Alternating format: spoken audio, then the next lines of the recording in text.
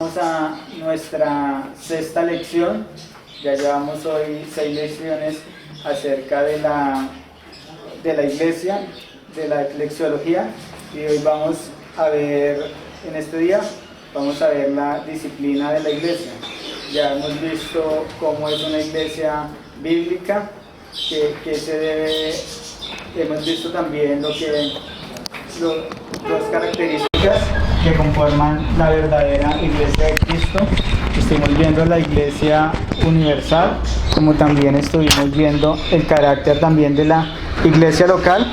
Entonces en este día vamos a ver la disciplina de la iglesia.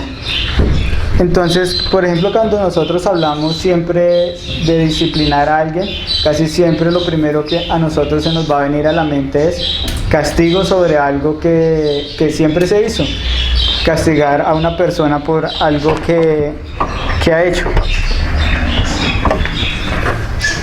Entonces, pero si nosotros estudiamos la palabra disciplina, esta palabra disciplina vamos a encontrar que tiene 3 características, o se puede definir de 3 formas. Nosotros podemos estar hablando de disciplina, y disciplina puede significar instrucción a una persona, dándole lecciones ya sea de moral o incluso en una profesión podríamos estar hablando de disciplina. También podríamos nosotros estar hablando de disciplina cuando se disciplina a una persona ya sea con azotes, o también cuando se disciplina a una persona con algún tipo de castigo. Por ejemplo, nosotros vemos que a un preso, cuando lo cogen por hacer algo, lo castigan. Ahí estaríamos hablando de disciplina también. Y también disciplina también puede significar imponer o hacerle a una persona que guarde unas leyes o algunas normas. Entonces, cuando nosotros estamos hablando de disciplina, podemos estar hablando de instrucción, también podríamos estar hablando de castigo, o también estaríamos hablando de imposición de unas leyes o algunas normas. Entonces, en este estudio lo que vamos a ver es el verdadero significado de la disciplina de la iglesia, cómo se debe hacer la disciplina dentro de la iglesia y cuál es el verdadero propósito de esta disciplina dentro de la iglesia.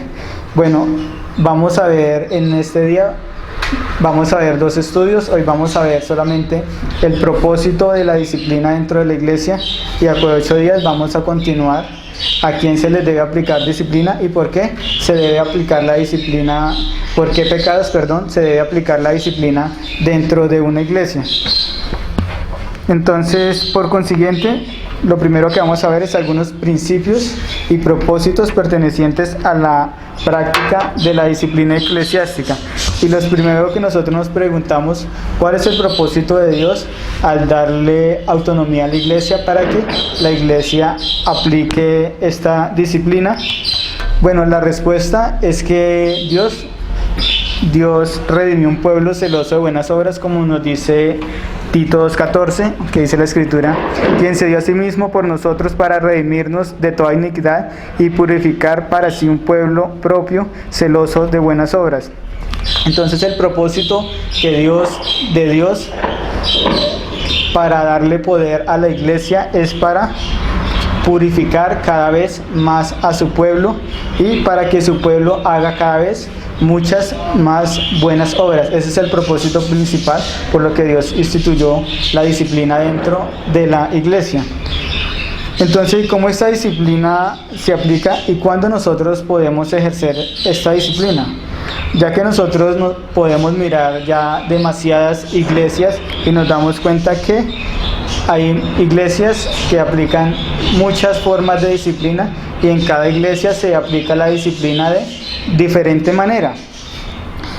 Y nosotros vemos también todas estas maneras como aplican la disciplina dentro de muchas iglesias, y mucha de esta disciplina ni siquiera se aplica conforme a lo que verdaderamente enseña la Escritura. Por ejemplo, nosotros encontramos iglesias donde hay líderes que son autoritarios, que ellos aplican la disciplina a sus miembros por cualquier falta cometida, y estos castigos son diferentes a lo que en realidad enseña la Escritura, cómo debemos nosotros aplicar la disciplina dentro de la iglesia. Por ejemplo, cuando en una iglesia casi siempre es autoritaria y el que manda es el pastor o el líder que está allí, nadie lo puede cuestionar. Si un hermano, por ejemplo, llega tarde a la iglesia, este hombre lo que hace es aplicarle la disciplina que él considera que es conveniente, pero nunca se toma a mirar la escritura si verdaderamente la escritura está enseñando, si esto es verdaderamente un motivo para aplicarle disciplina.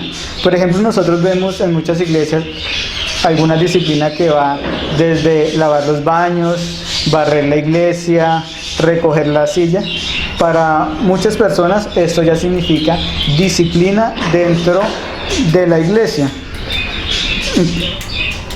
Y esto se aplica por cualquier falta cometida o por cualquier acción que hace algún miembro de esta iglesia, y el líder es el único que tiene derecho supremo para imponer la disciplina. Nadie más puede imponer disciplina dentro de la iglesia. E incluso en otros casos hay iglesias que también aplican la disciplina y se la aplican solamente a ciertos miembros dentro de la iglesia, y a otros miembros no se les puede aplicar la disciplina, ya sea por cuestiones que ellos hagan. Si un miembro, digamos, está dentro del grupo selecto del pastor, no se le puede aplicar disciplina, pero a otros miembros sí se les puede aplicar disciplina. Vemos un desbalance dentro de la disciplina de la iglesia en este caso. Y también nosotros, por ejemplo, podemos ver la disciplina que aplican los testigos de Jehová. Cuando un miembro dentro de la iglesia, los testigos de Jehová, lo van a disciplinar, lo que hacen ellos es que por el parlante anuncian el pecado de esta persona, y ninguno de los otros hermanos que se encuentra allí se le puede hablar o acercar a esta persona hasta que pase cierto tiempo y el líder de esta iglesia considere que esta persona se ha arrepentido, para que volver otra vez a integrarlo al grupo. Esta es la disciplina que ejercen los testigos de Jehová.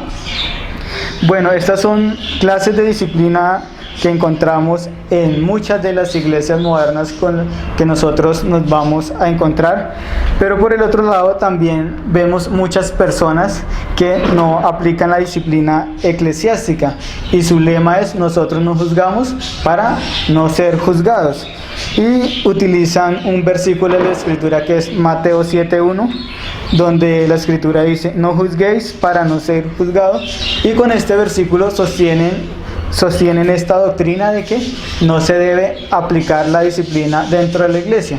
Pero si nosotros seguimos leyendo el contexto, ahí en Mateo 7:2, después de que el Señor Jesucristo nos dice: no juzguéis para no ser juzgados, dice el versículo 2, porque con el juicio con que juzguéis seréis juzgados, y con la medida con que medéis os seráis medido. ¿Y por qué miras la paja que está en el ojo de tu hermano y no echas de ver la viga que está en tu propio ojo? ¿O cómo dirás a tu hermano: déjame sacar la paja de tu ojo, y he aquí la viga en el ojo tuyo? Hipócrita, saca primero la viga de tu propio ojo, entonces verás bien para sacar la paja del ojo de tu hermano. Aquí el Señor Jesucristo lo que nos está hablando no nos está diciendo que no debemos de juzgar, sino lo que Él nos está diciendo es que primero nosotros nos debemos examinar nosotros para ir a reprender a una persona. Por ejemplo, si yo soy un ladrón, ¿con qué autoridad puedo ir a juzgar a otra persona que es ladrón? Por ejemplo, si nosotros en Juan, creo que es en el capítulo 6, el Señor Jesucristo dice: juzgad, pero juzgad con justo juicio. Entonces, en este caso no se podría aplicar. Lo que nos está mandando es a que nos examinemos para ahí sí nosotros poder ir a aplicarle la disciplina a otra persona. Bueno, lo primero que nosotros debemos es saber es que la disciplina solamente se puede aplicar en ciertos casos. Todos los casos no son necesidad para aplicar la disciplina. Por ejemplo, si un hermano llegó tarde a la iglesia, o de pronto si el hermano no pudo venir un domingo, o si un hermano no da el diezmo, por estas cosas nosotros no podemos aplicar la disciplina de la iglesia. La disciplina bíblica solamente la podemos aplicar mayormente en dos aspectos. La primera es por pecado, y la segunda es por herejía por parte de algún miembro dentro de la iglesia. Esto no quiere decir que por otras situaciones no se puede aplicar la disciplina bíblica. Claro, por muchas más cosas se puede aplicar la disciplina bíblica. Por ejemplo, por una persona que esté dividiendo la iglesia podemos aplicar la disciplina bíblica también. Pero mayormente la disciplina bíblica nos vamos a encontrar que se va a aplicar simplemente por pecado o por herejía de parte de algún miembro de la iglesia.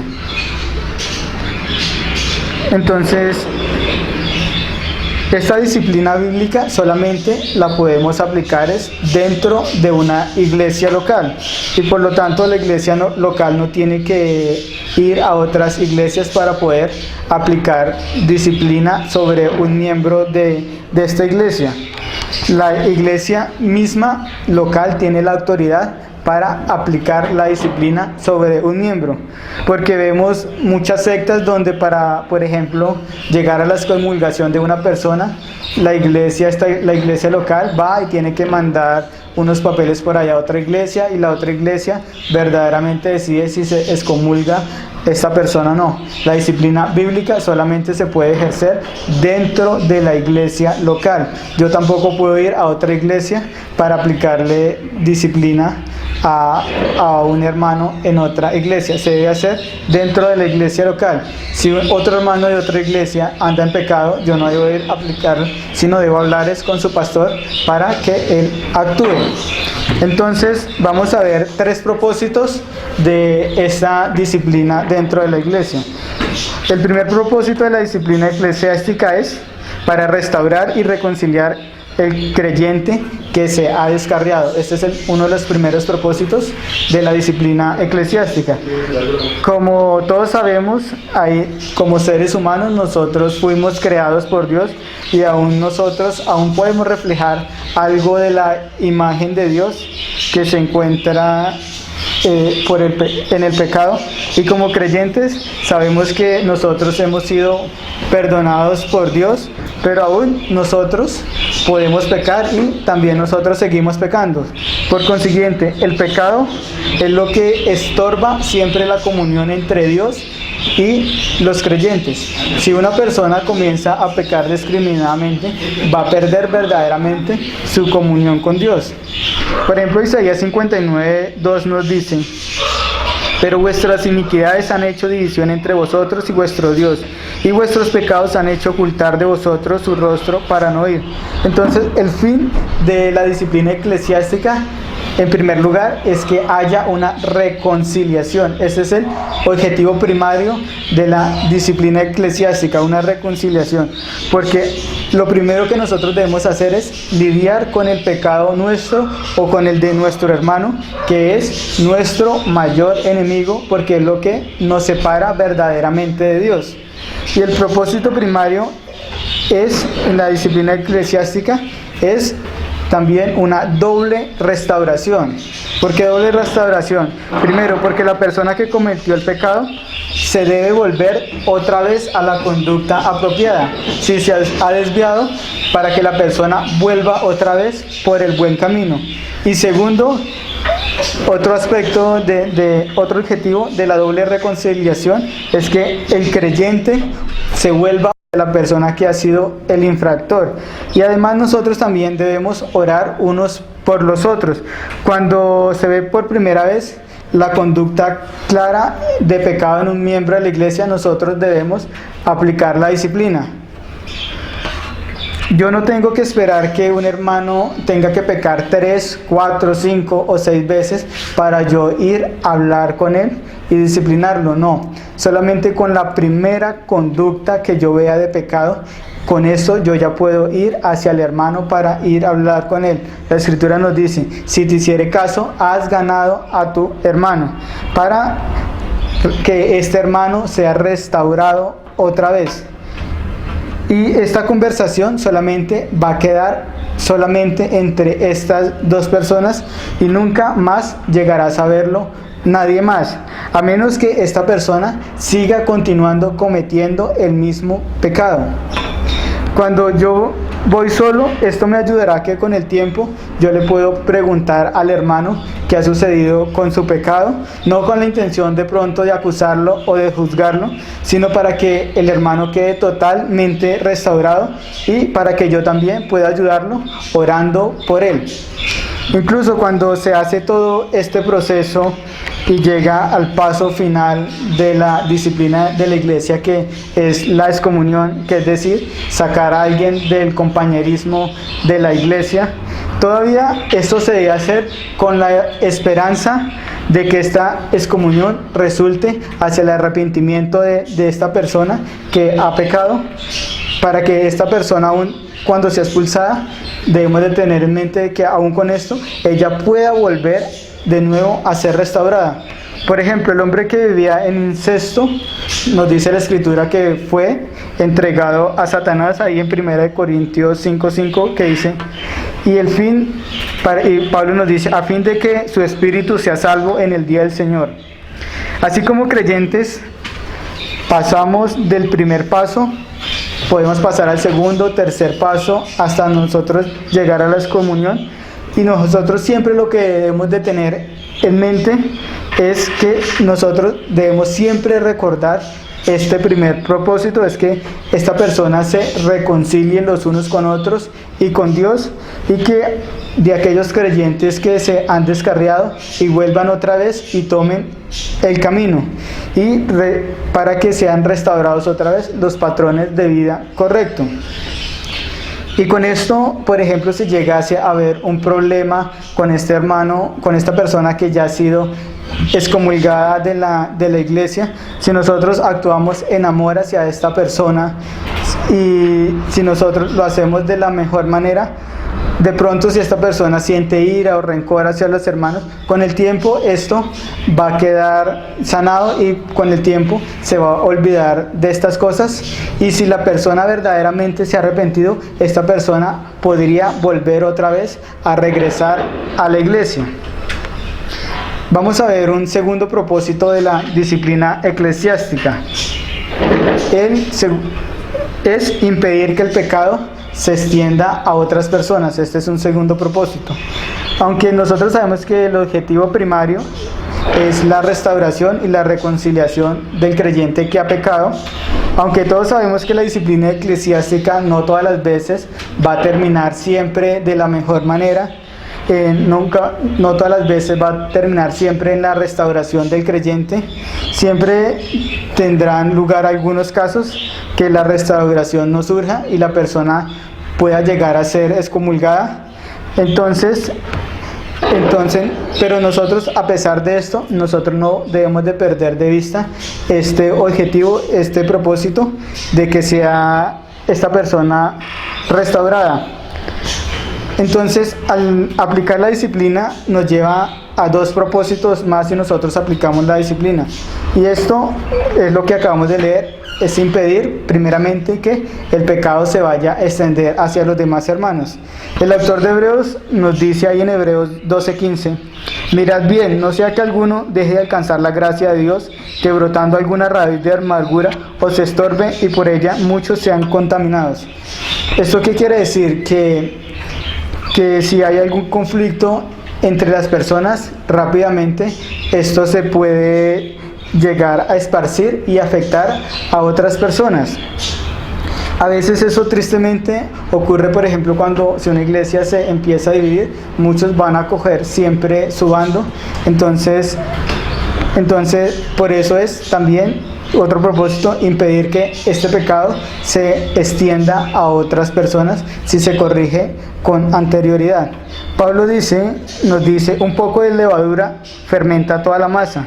Y les dice ahí a los corintios que saquen de la iglesia aquel hombre que vivía en incesto, como nos dice en 1 Corintios 5:2, y vosotros estáis envanecidos, ¿no debéis más bien haberlo lamentado para que fuese quitado de en medio de vosotros el que cometió tal acción? Aquí está hablando de la persona que vivía en incesto.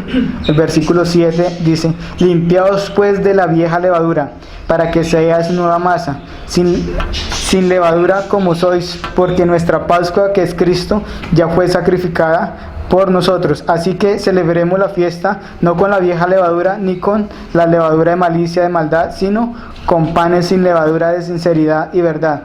Para que el pecado no afecte a toda la iglesia, Pablo lo que dice es, deben de disciplinar a este hombre que vive en incesto. Lo que ustedes deben de hacer es expulsar a este hombre. Los efectos del pecado se pueden esparcir rápidamente en muchos más hermanos que tal vez sepan del asunto y que ve que la iglesia de pronto no presta mucha atención a ciertos pecados. El problema con esto es que si una persona comete un pecado y la iglesia sigue permitiendo que esta persona continuamente siga volviendo a cometer este pecado, puede hacer que algunos miembros mismos de la iglesia puedan llegar a pensar, bueno, como permitieron dejar pasar este pecado, bueno, yo considero que este pecado no es tan malo y yo también lo puedo hacer, porque en realidad la iglesia no ha actuado verdaderamente, no ha hecho la disciplina a estos miembros. Incluso también los miembros, al ver que este pecado sigue aumentando, ellos también pueden cometer pecados que también son similares al que se le dejó de aplicar la disciplina bíblica. Entonces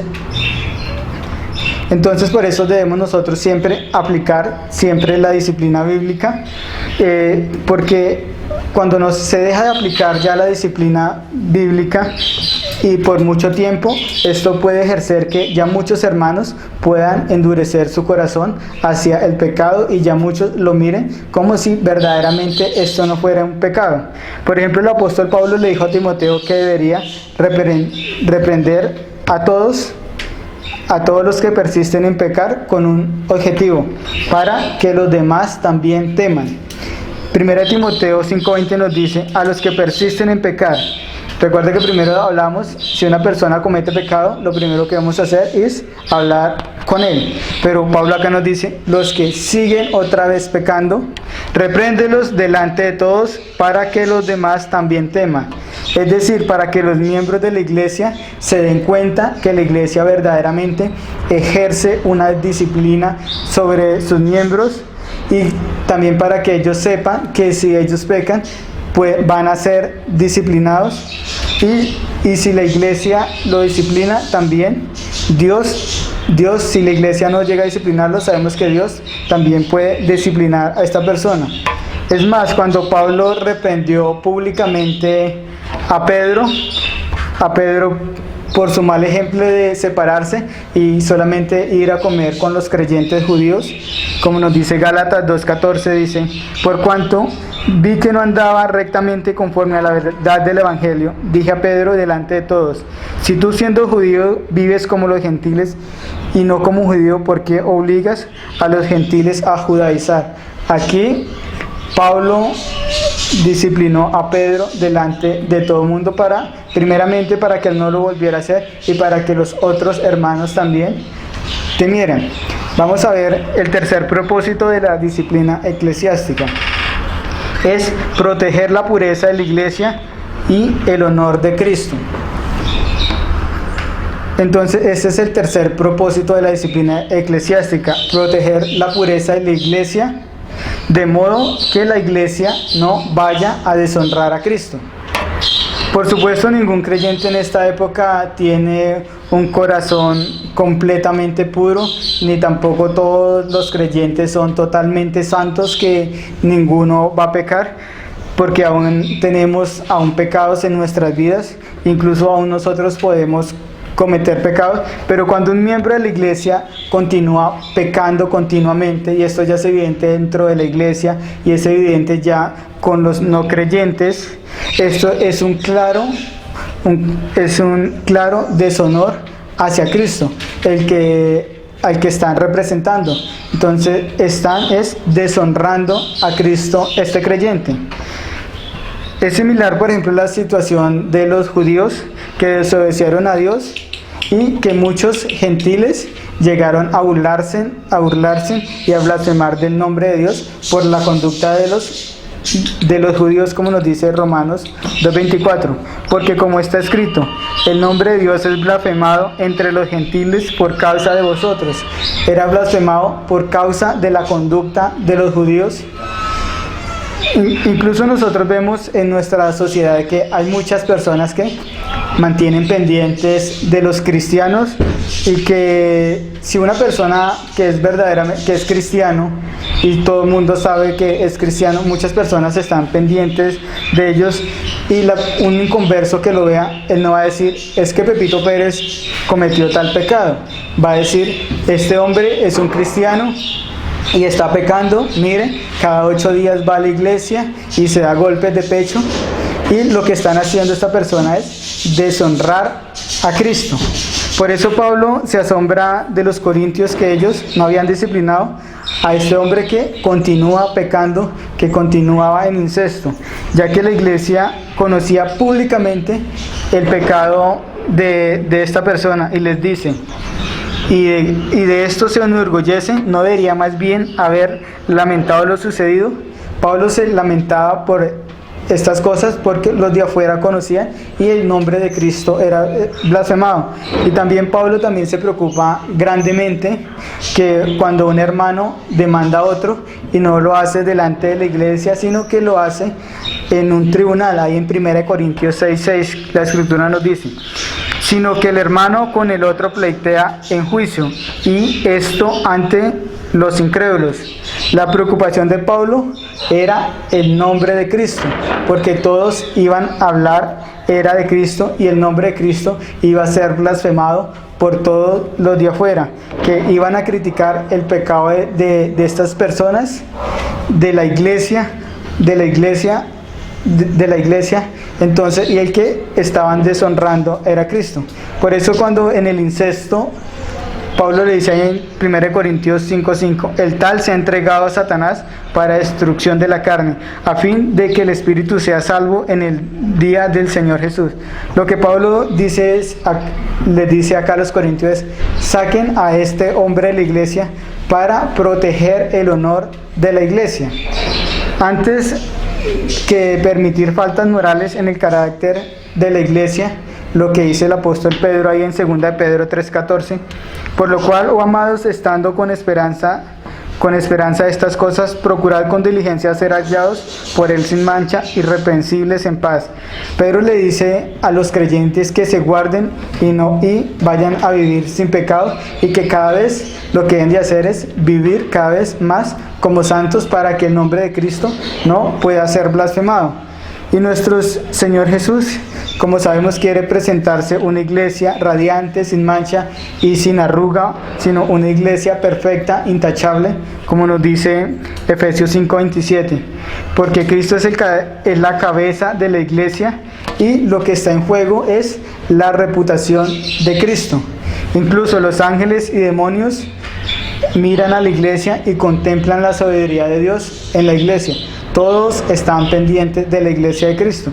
Efesios 3:10 dice, para que la multiforme sabiduría de Dios sea ahora dada a conocer por medio de la iglesia a los principados y potestades en los lugares celestiales. Por consiguiente, entonces todas las personas deben de ser halladas, deben de ser y seguir el buen ejemplo que Cristo nos ha dejado como creyentes. Nosotros debemos de seguir las pisadas de Cristo, para que el nombre de Cristo no sea blasfemado. Como nosotros sabemos, esto es un asunto muy serio, porque nuestro Señor Jesucristo, Él es celoso de su propio honor, y Él es el que nos está representando. Si su iglesia no ejerce verdaderamente la disciplina a sus miembros, sabemos que el Señor Jesucristo, Él mismo, ejercerá la disciplina a sus miembros. Así como el Señor Jesucristo mismo aplicó la disciplina en la iglesia de Corintios, como nos dice 1 Corintios 11:27. De manera que cualquiera que comiere este pan o bebiere esta copa del Señor indignamente, será culpado del cuerpo y de la sangre del Señor. Por tanto, pruébese cada uno a sí mismo, y coma así del pan y beba de la copa. Porque el que come y bebe indignamente sin discernir el cuerpo del Señor, juicio come, y bebe para sí. Por lo cual hay muchos enfermos debilitados entre vosotros, y muchos duermen. Si pues nos examinamos a nosotros mismos, no seremos juzgados, mas siendo juzgados, somos castigados por el Señor, para que no seamos condenados con el mundo. Así que, hermanos míos, cuando os reunís a comer, esperaos unos a otros, y si alguno tuviese hambre, coma en casa, para que no os reunáis para juicio. Las demás cosas las pondré en orden. Como sabemos, en este capítulo el Señor Jesucristo había ejercido la disciplina sobre muchos hermanos de Corintio. Como dice, muchos estaban enfermos, otros estaban debilitados y otros ya habían muerto porque estaban deshonrando a Cristo. Y como la iglesia no había aplicado la disciplina correctiva, el mismo Señor Jesucristo aplicó la disciplina sobre esta iglesia. Además, nosotros vemos que el Señor Jesús también le da una serie de advertencias a la iglesia de Pérgamo y Tiatira en Apocalipsis 20, donde el Señor muchas de sus prácticas las condena y les dice que si no se arrepienten, Él mismo va a ejercer la disciplina sobre esta iglesia. Apocalipsis 2:20 dice: pero tengo unas pocas cosas contra ti, que toleras estas cosas, esta mujer Jezabel, que se dice profetiza, enseña y seduce a mis siervos a fornicar y a comer cosas sacrificadas a los ídolos, y le he dado tiempo para que se arrepienta, pero no quiere arrepentirse de su fornicación. Y aquí el Señor Jesucristo de una vez disciplina a la iglesia. He aquí, yo la arrojo en cama y en gran tribulación a los que con ella adulteran. Si no se arrepienten de las obras de ella, y a sus hijos los heriré de muerte, y a toda la iglesia sabrán que yo soy el que escudriña la mente y el corazón, y os daré a cada uno según vuestras obras. Si nosotros no ejercemos la disciplina, el Señor Jesucristo va a ejercer la disciplina. Si nosotros ejercemos la disciplina dentro de la iglesia, va a ser en amor, así como Dios ama a su iglesia. Si nosotros la ejercemos, estamos también amando a nuestros hermanos. Como sabemos, el Señor Jesucristo no tolera la desobediencia dentro de la iglesia, por eso Él ha impuesto la disciplina dentro de la iglesia. Por eso entonces nosotros como creyentes no debemos nosotros tolerar el pecado de los hermanos ni dejar que los hermanos sigan viviendo en pecado, sino lo que debemos de hacer es ir directamente a ellos y hablarles para disciplinarlo. Y también nosotros debemos tener en cuenta que en la iglesia de Cristo no está en juego nuestra reputación. No vamos a ser individualizados, sino que van a decir son cristianos, y lo que está en juego es el honor de Cristo. Entonces, por eso nosotros debemos actuar con diligencia para cuidar el honor de nuestro bendito y glorioso Salvador. Dentro de 8 días continuamos y miraremos los pecados por los cuales se debe ejercer la disciplina bíblica y cómo nosotros debemos de ejercer la disciplina dentro de una iglesia. Vamos a orar para terminar.